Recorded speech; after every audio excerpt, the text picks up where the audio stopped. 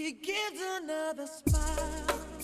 What to understand my side. Da soli, in coppia o addirittura in quattro. C'è chi lo pratica con spirito agonistico e chi invece lo fa per rilassarsi e per combattere lo stress.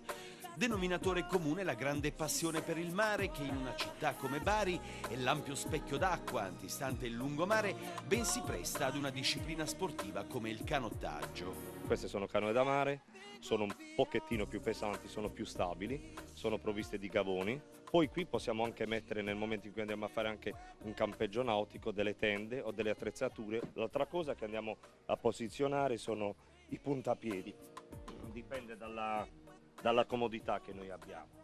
E qui agendo su questa leva andiamo a posizionare i nostri puntapiedi. Al gruppo hanno dato un nome suggestivo che rievoca antichi miti e leggende marinare. Si chiamano i Cavalieri del Mare, il loro quartier generale è il centro universitario sportivo.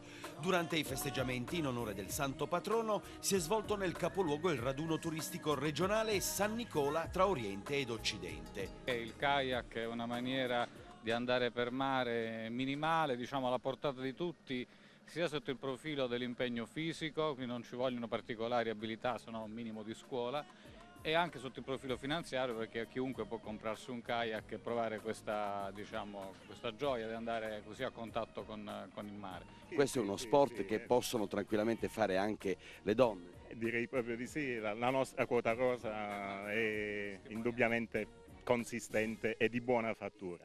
E gente che ha resistito anche all'inverno, e questo vuol dire tanto nel nostro sport, e quindi adesso stanno godendo i frutti della preparazione che abbiamo portato. Quando sei là in mezzo sei tu, il mare e i tuoi pensieri. E con la forza fisica? Con la forza fisica consiglio di allenarsi un po' in palestra, però voglio dire non devi stare troppo.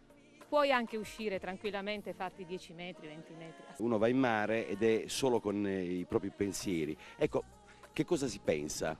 Queste sono cose mie, non le dico. Interroghi quella signora più giù.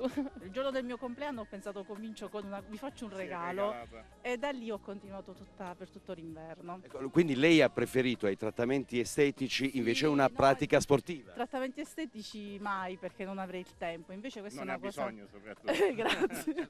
Insomma, Quando va in canoa cosa pensa? io a tutto.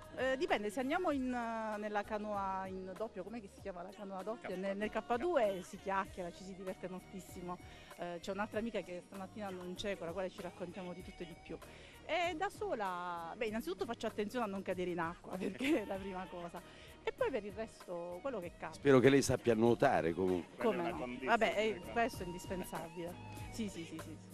Esistono momenti in cui senti la voglia di prendere il largo, di allontanarti dalla spiaggia o di andare ad assaporare la nebbiolina del primo mattino.